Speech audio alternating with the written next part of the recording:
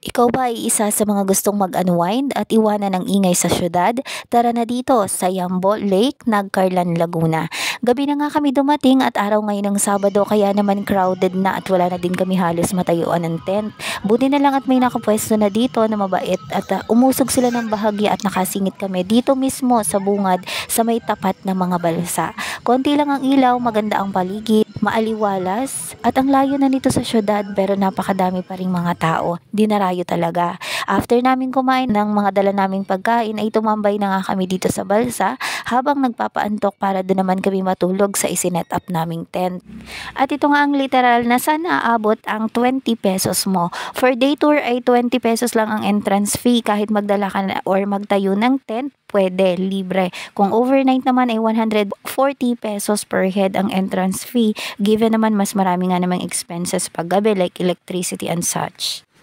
Umulan pa nga ng madaling araw kaya advice ko na rin sa inyo kung sa tingin niyo ay possible na umulan bukod sa tent ay pwede rin kayo magdala ng tulda, pwede itong pangsapin sa ilalim ng tent para hindi suminip ang tubig or pwede rin namang pangpatong sa ibabaw ng bubong para mas safe at sure na hindi kayo mababasa sa loob.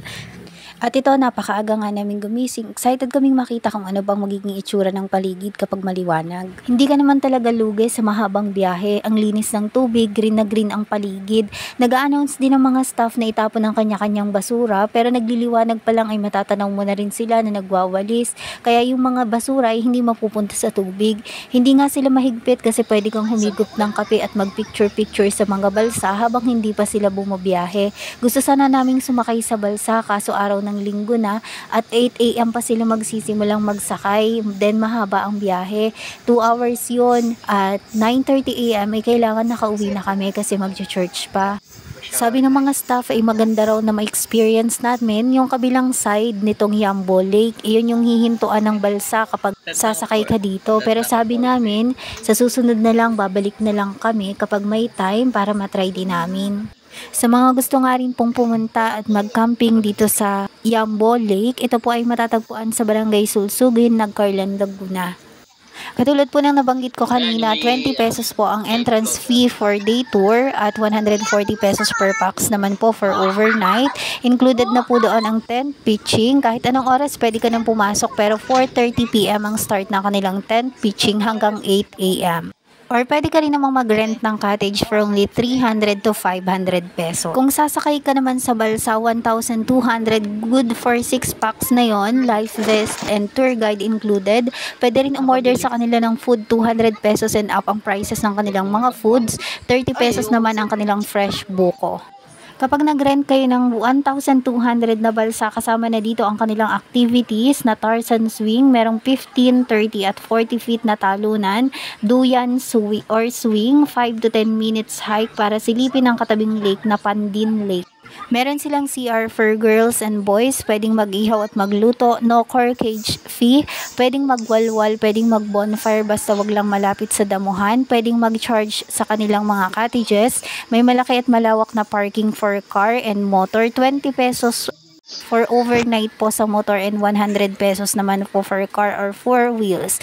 2 minutes walk from lake, papunta po sa parking. May mga air-conditioned room din sila na ino-offer sa labas ng resort, 1,200 overnight for 4 packs. Queen size bed, maraming malapit na sari-sari store sa labas, may billiards din. Pwedeng mag-fishing kaya sa mga mahilig dyan, pwedeng magbaon na kayo. Tilapia at bangus daw ang madalas na nahuhuli dito sa lake. Walang rough road na madadaanan, sobrang smooth din ang daan. Paalala din po na bawal mag-iwan ng mga kalat at huwag magtapon ng basura sa lake. Credits din po kay Sir John Masikat sa kanyang Facebook page ko po nakuha yung mga details regarding po dito po sa Yambo Lake, Nagcarlan, Laguna.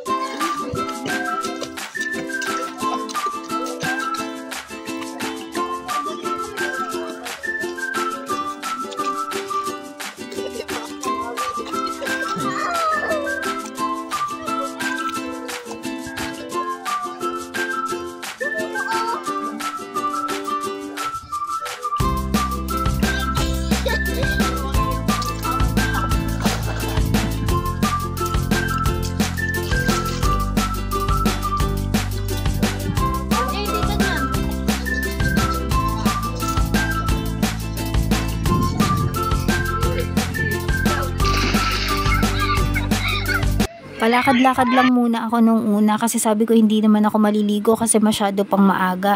Pero hindi naman pala malamig ang tubig kaya naligo na rin ako. Super enjoy na naman si LJ pero kailangan naming mag-pack up na kasi hanggang 8 AM lang ang tent.